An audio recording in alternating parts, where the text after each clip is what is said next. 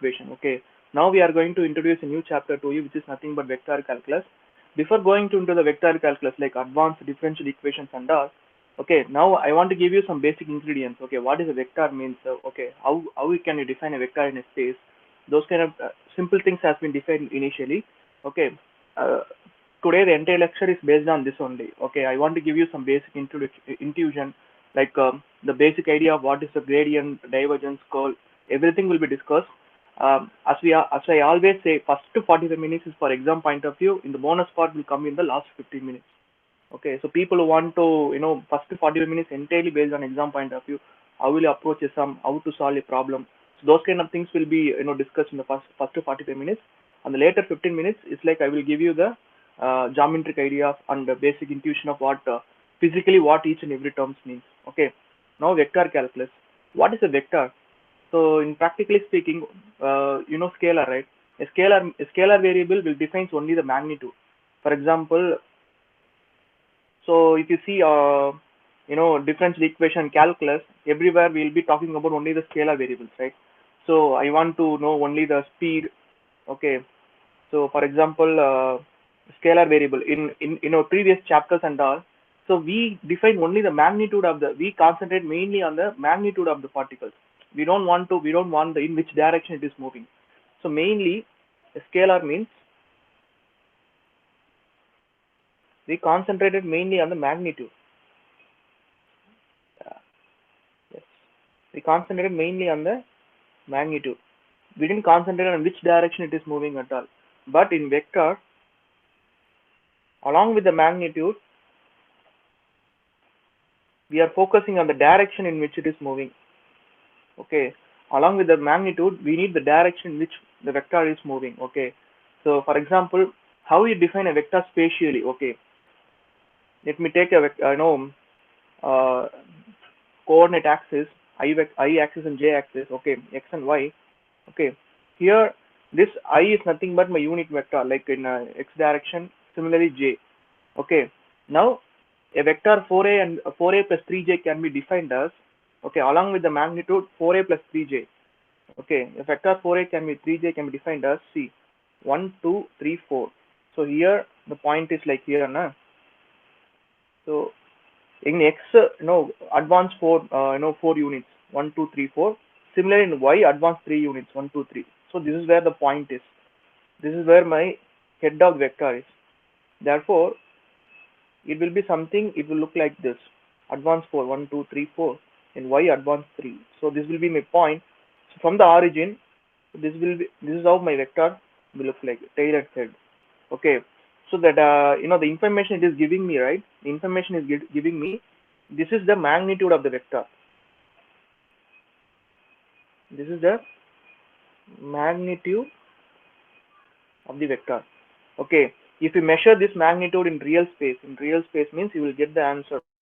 Whatever the magnitude means, that is the magnitude, and this defines the direction. Okay, this direction usually this is the magnitude and this is the direction, right? This direction can be anything. You can scale this direction up to anywhere. You got it, right? What I'm trying to say here is you can scale the direction anywhere, because direction is direction only. You can scale up, you can scale down, that is your wish. Okay, so to define a direction, either you can show a very long direction also, or very short one here like this also. So that's why, so better thing, people always go with unit direction. Unit direction means the norm of a particular vector will always be 1. So we can so unit direction is nothing but simply this is the unit direction, that's all. For this particular vector, this is the unit direction. Practically what it's trying to say here is, it shows only the direction, and the unit and the magnitude of this direction is nothing but, so this vector is nothing but 1. So that is the unit direction. You got it, right? So a particular vector can be split into magnitude into unit direction. You got it, right? The magnitude is like here 5, because if you do the norm of this vector is nothing but root of 4 square plus 3 square, which is nothing but 16 plus 9, root 25, which is 5.